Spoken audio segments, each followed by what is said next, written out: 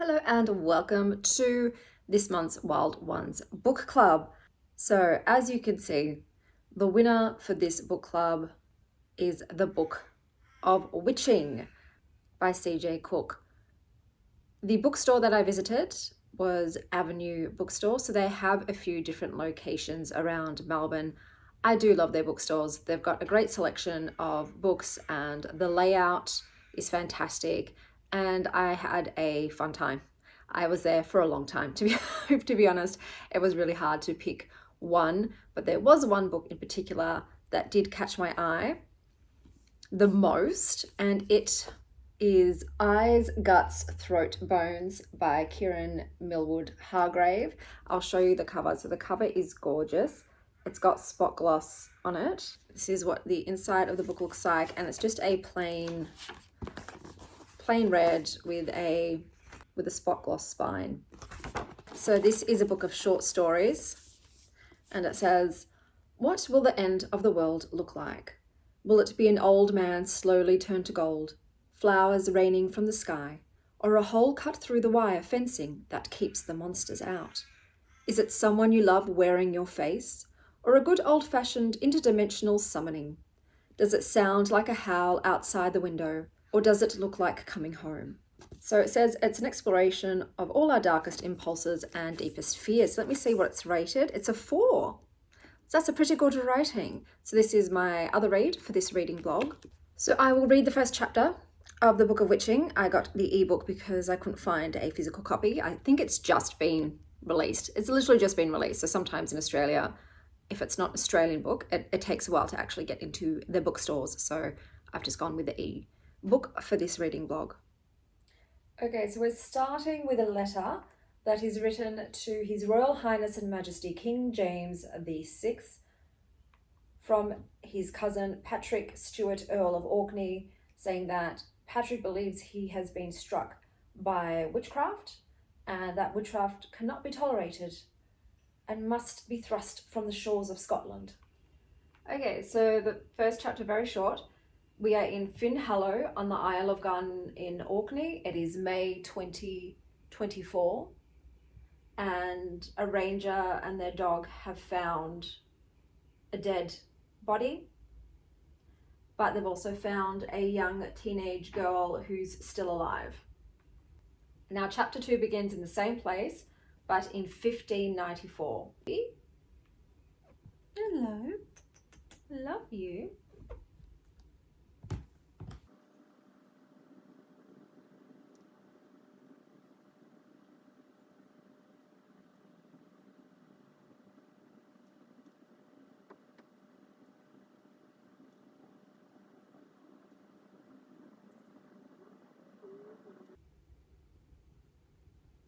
Okay, so the first chapter, we have Alice, and she wakes up to find her children missing, and then she discovers them being initiated into the magic coven, the Triskells, of which she used to be a part, but she left the coven and sort of renounced her magic because witches are being hunted and killed.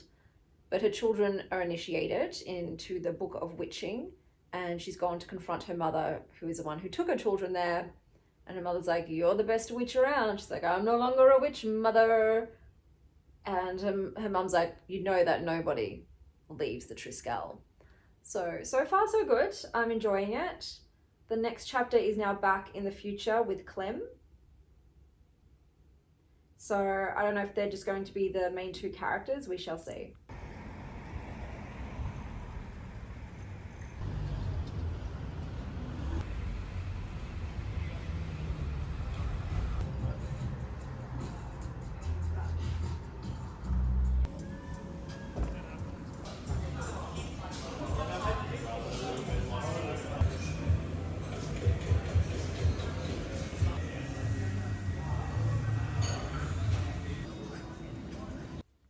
Okay, I am back. Hey, Blue. The cafe was nice. It's a bit dark. It's a bit dark for me. I like area cafes, but the food was good. Sold some clothes. I didn't get anything this time. I thought, wait until you've sold something, because you don't get paid until someone buys them, and then you can treat yourself to some new thrifted items. I have read 54 pages, And what's happened is that the woman from the past, Alice, she's just been asked by that guy who wrote the letter at the beginning, James, whatever he was, to kill someone. So to write sort of like a curse to kill someone. And she does not want to do that, but she doesn't have a choice. Because if she doesn't, she'll be the one that's dead. Is that Blue up there? Hey, Blue. Hello, darling. So she's doing that. And in the, Sylvie Belly. In the present day, you have Clem, who's just been called, it was her daughter that was found in the woods, who had burns to all of her body. Her boyfriend was the charred corpse that was next to her. And she's gone to the hospital with her granddaughter. So her daughter, who's in the hospital burned, has a child. And it seems that, so in the future one with Clem, it turns out that the girl that was found next to the charred corpse is her daughter, whose name is, I want to say Erica. And Erica's in the hospital in a medically induced coma because she's got burns to all of her body. So Clem is there with her granddaughter, Erica's daughter, and she's just taken her granddaughter back home, and she's found some pagan kind of shit in her nursery. So obviously Erica is involved with some kind of witchcraft, but it turns out that they were actually with a third friend, and she's still missing. So you've got a dead boy, Erica in the hospital in a coma, and a missing girl. So still don't know how these two timelines are going to intersect, but so far so good. Okay, so the daughter's name is Erin, not Erica, and I got it wrong. Alice actually refused to do the curse kill charm, but she's just been arrested for witchcraft because the person got a curse charm anyway, and they believe it was her, and she's saying, I didn't do it, but they don't give a shit. All right, so it doesn't matter what she says, they believe she's a witch, and it's not looking good for her at all, even though she had no part of any of it. And then in current day, they're still looking for the missing kid. They've just found out that the boy that was roasted had his hands bound. Erin's still in a coma.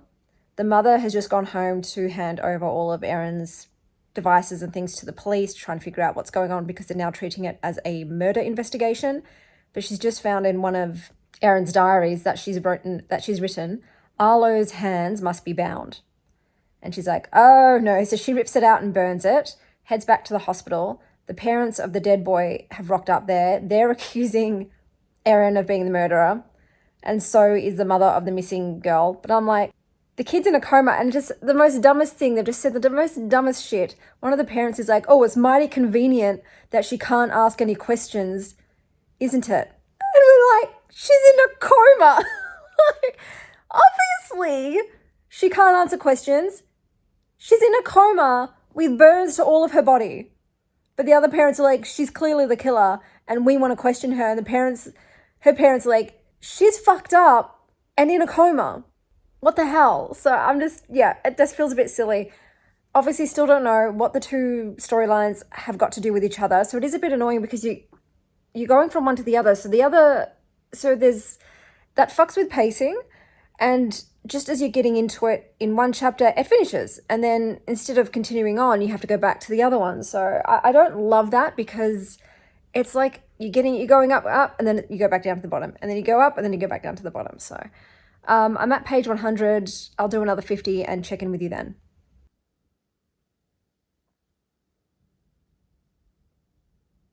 Okay, so Erin's woken up.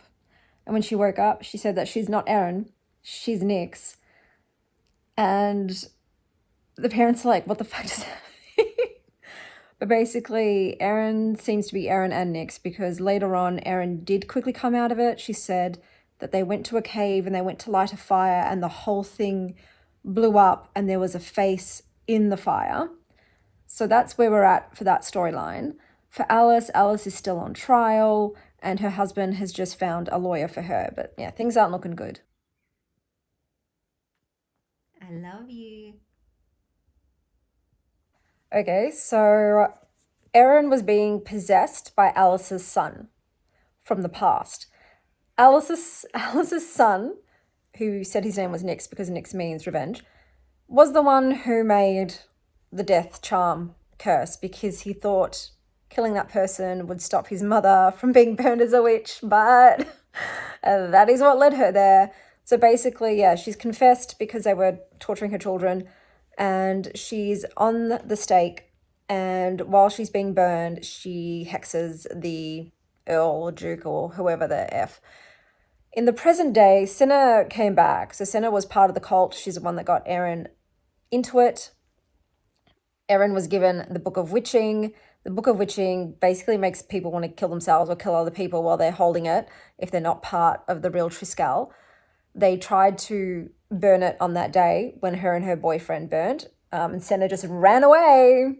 Great kid that is, just ran away, didn't call anybody, nothing. So Aaron has just gotten the book from Senna because the book didn't burn naturally, and in the meantime, Erin is no longer being possessed, but she's just like lost all of her feet, all of her hands. She's pretty messed up. So I'm down to the last 40 pages and we'll see what happens. Apologies for the angle, but as you can see, I have Sylvie on my lap. Beautiful Sylvie. I should also mention the father of Erin's baby is her boyfriend, but they weren't together at the time. Her initiation into this like false Triskel cult was to have sex with someone in front of everybody, and that resulted in her getting pregnant. So now we've gone 6 months into the past, and Erin is saying she wants to leave the Triskel. Hey, Sylvie. Hey, Sylvie. Okay, so in the past, she's just found out that the guy that gave her the book is now dead. He killed himself. Now we're back in present day with her mum. She's got the book, and she's giving the book to, hopefully, the real Triskel group. So the book does haunt people who aren't carriers. Bluebell. So they're going to do a spell to remove the curse. And now we've gone back in time. So Alice is just burned at the stake. Okay, that was back in modern day with Clem. Okay, it turns out she's a Balfour, so she is blood related to Alice who burned at the stake. So Erin's just come out of the coma again, and she's admitted that Arlo is the father of her daughter. And Senna has told them that they were all just trying to do a ritual and it went wrong, so that she'll be cleared of murder. Okay, and in the other day, Alice's children, Edward and Beatrice, have escaped and run away, so they don't get burned either, and they've got the Book of Witching. So now we're going 6 months forward in the present day with Clem.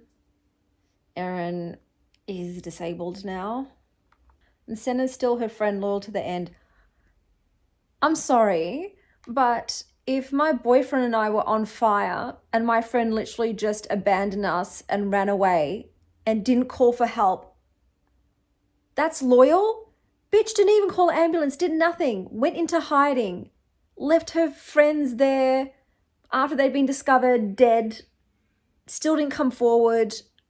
She can suck a dick. The mum had a heart transplant. She's fine. A raven is watching them. She's wondering if Arlo slipped into the body of a raven before he died. And now we've got an epilogue. So the little girl, Freya, Erin's daughter, is now 4 years old. And she finds a weird book in her Legos. And it says, "Hello, Freya. Open me, now scream." So it seems Freya is now being indicted into the Book of Witching. So this is based on a real trial of the woman Alison Balfour, and it's not known whether her family survived or not. Apologies for the shit angle, but Sylvie is still on me. What am I going to give this book? It's okay. Wasn't bad, but it was, I don't know, it wasn't really like super interesting. It didn't give enough into the magic system. So we didn't learn really a lot about the book.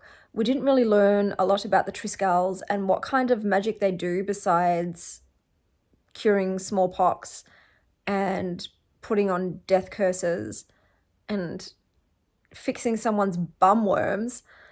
I've got bum worms. So that was a letdown. There's not enough actual magic in here. And then the whole thing with this like fake cult and then this accident.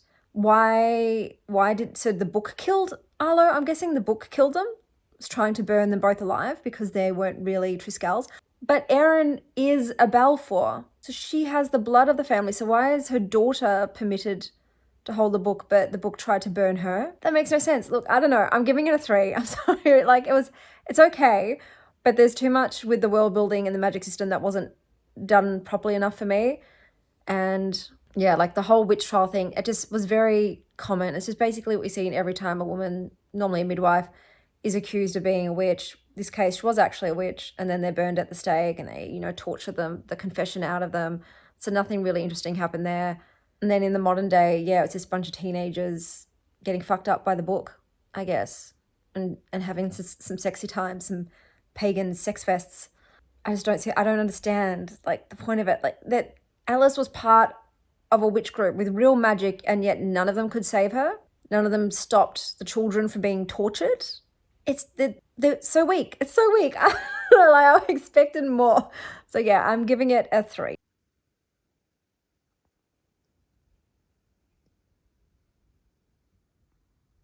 Hey, honey. I have permanent hearing damage thanks to the 15,000 screaming tween girls, and no one screams louder and longer than a tween.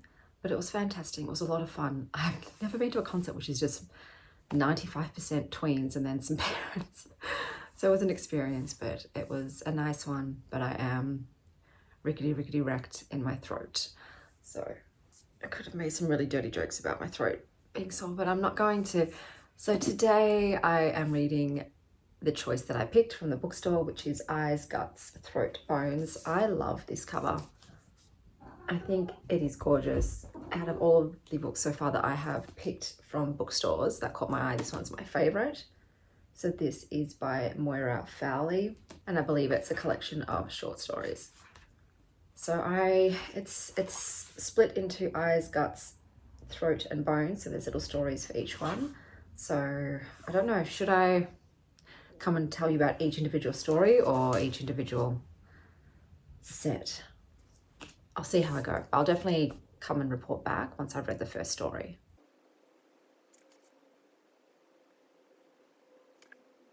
Okay, so I just read the first one, and it's called What Would You Give for a Treat Like Me? It's so weird. It's very odd. It's horror adjacent. It's creepy, fantastical.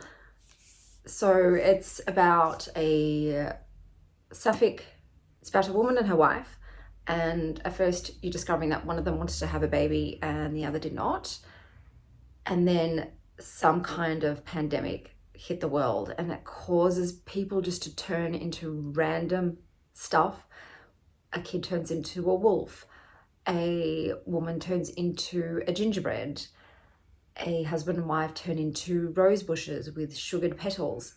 It's very bizarre. So they're walking through the forest, trying to reach a destination, and one by one, all the other people that are part of their group start to transform into things, and they just leave them behind and keep on walking.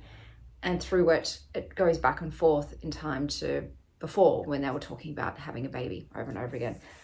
And then it ends with them arriving at a gingerbread house, and then one by one, the children that had transformed into different things find their way to the house. I don't know how I feel about it. I like the way it was written. It was interesting. It's so bizarre, and you don't get really any answers as to what the hell's going on. You just have to go along with it. But I think I'm going to give it 3.5 stars for the first story.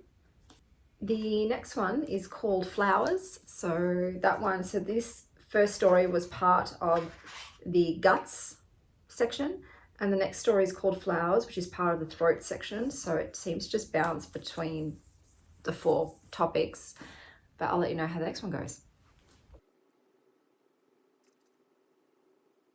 Okay, so I just finished reading Flowers. It is about a young girl and her mother. They live in a small town. And then one day another young girl comes into town and they fall in love. But her mother's like, keep your head down. Don't let anyone know because the town's a bit religious. And then a lot of fantastical stuffs occur, and then a lot of magical shit happens. So it's definitely, I guess, a magical realism book. Basically, every time they make out, flowers fall from the sky, and whenever they fight, icy winds blow, and the girl just wants her to run away together, but she doesn't want to leave her mum in the town. And she says, let's turn this town into a crater. Let's just smite it. And then they have one last makeout session and destroy the town. So yeah, I didn't realize how, I guess, surreal the stories are, how nonsensical they were going to be. I don't know if I love it. Oh, that one I would probably give it 3 stars.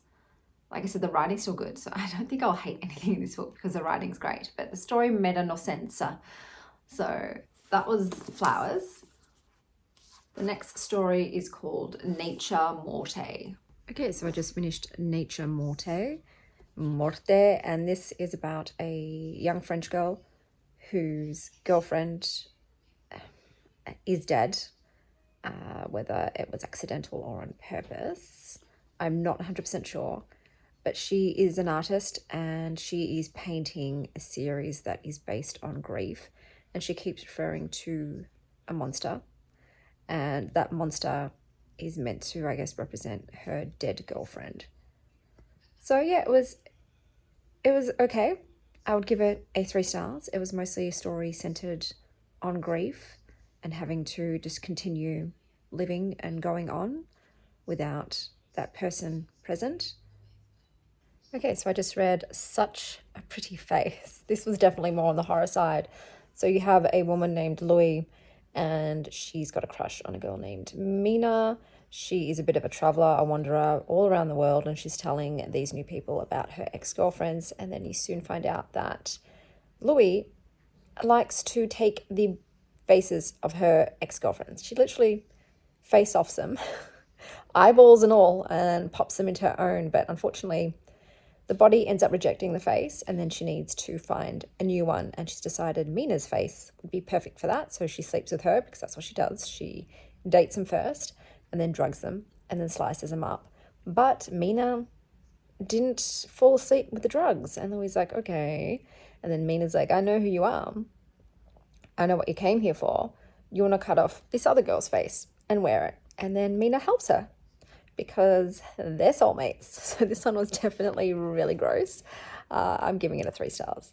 Okay, so I just finished Only Corpses Stay. So in this one, it seems to be in some sort of apocalyptic future, and you've got a woman named June and her lover Mara, and they're part of some sort of group, and they go from outpost to outpost, and it seems to be all women, and they decide they want to leave the group, and they're going to try and make it to an outpost. There's some kind of monsters, I think, beyond the perimeter fence line, but one day her lover Mara doesn't return, and it's fast forward like 10 years into the future, and June is now with someone else, and she ends up discovering that Mara didn't abandon her or wasn't taken by monsters.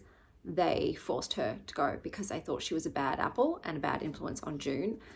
So June decides, fuck it, I'm gonna go and see if I can find Mara, because only corpses stay.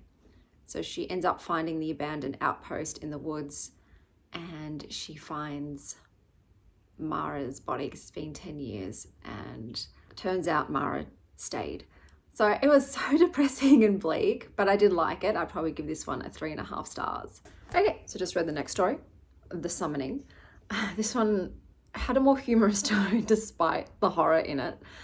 A girl named Katie may or may have not summoned an interdimensional demon from a hell world, and then proceeded to go on a murderous rampage with said demon, and may or may not be now living with said demon in the hell world, having sex, because said demon is a totally hot chick, like super hot chick with tight clothes, so hot.